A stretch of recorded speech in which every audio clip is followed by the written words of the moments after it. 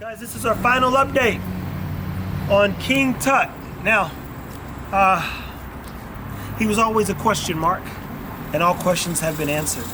So we got the guy who owned him, and I'm gonna walk you through how he was able to make the choice, and then he's gonna tell us a little light story on why that choice was necessary.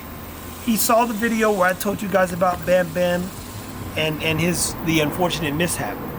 He too had already reached out and said, hey, Tut showing some characteristics that have got me a little concerned. What would you do? I said, well, I know you guys can't fathom putting a dog down, but unfortunately, it's still an animal. So he saw the video, tell them the things that happened over the time you had Tut that came to where you came to that final conclusion, like, yo, this is it. Yeah, man. So first I want to say Jamarcus did a great job with Tut. I mean, when I got him, he was already on point. But as I had him and he grew a little older, right? Because I got him about the 1.5 year mark, maybe a little bit younger. As he started getting a little older, he started showing a little bit more kind of possessiveness, and even I had a family friend who has a large dog. They were properly introduced, and he did fine right off the bat. Hung out, spent a lot of time with them, but over time kind of started developing some possessiveness. If there was a toy out or a rope, you know, we get inspired a lot by what the pit bully guys are doing out here. So I like to mimic and you know, incorporate their same same routines. So one day, dogs were out, and we had just had a party the day before. I grilled up a bunch of pollo asado, was having a good time, and we had some trash left over. Next morning, I was getting ready for work. I was upstairs, and all of a sudden, the dogs were downstairs.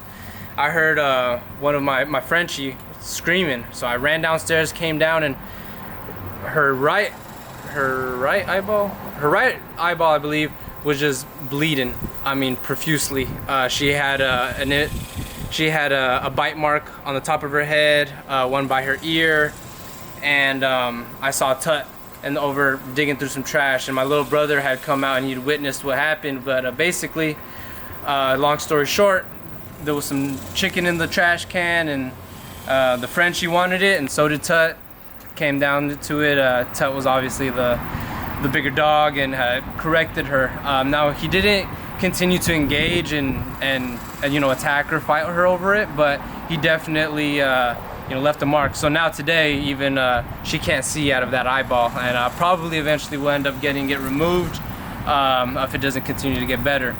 As time progressed, he was still working, pouring into him, and he was doing well.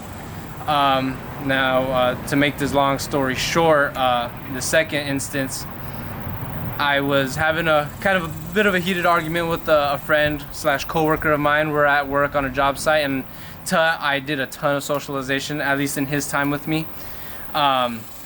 He would go to work with me every single day. I have long work days, and in between we do a lot of training.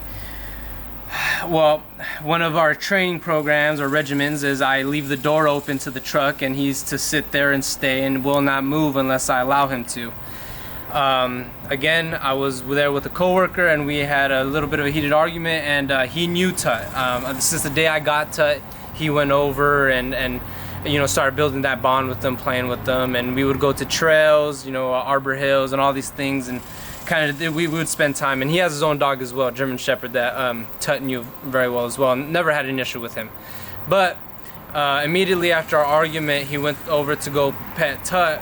Meanwhile, the door was open, and Tut was laying down on his back at the time, and as soon as my buddy, as he had described it to me, as soon as my buddy Joseph walked over to him, and pardon his name, but walked over to him and began petting him, he rolled over onto his belly, and he said that he had kind of this look in his eye where it was almost like a blank stare, and he went up and just got him right in the face. It was more of a correction. I think if Tut would have really bit him or tried to do real damage, he had the perfect opportunity to do so.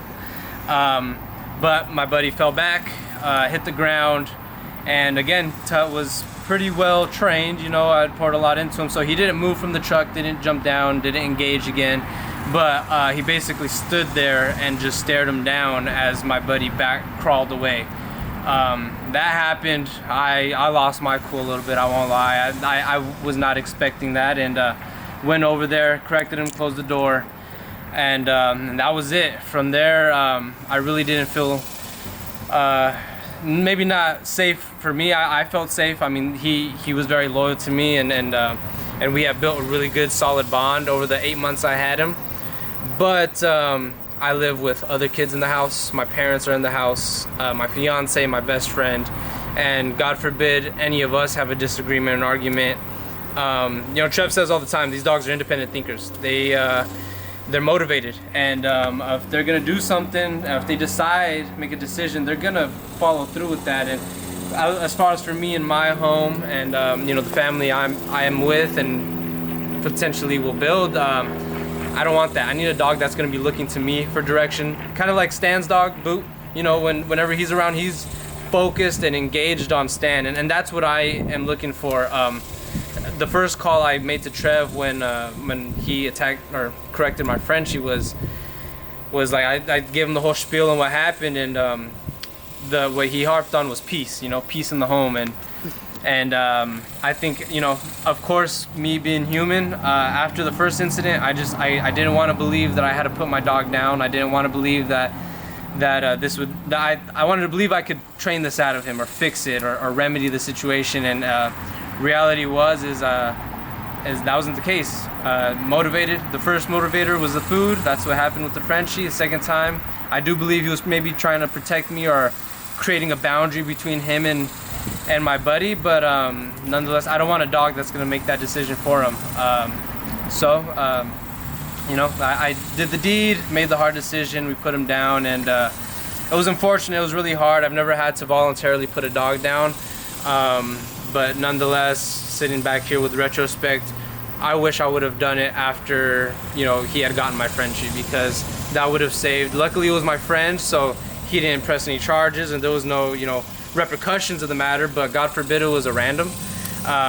You know, I could be looking at some legal fees and stuff like that. So now, with retrospect, I should have done it before.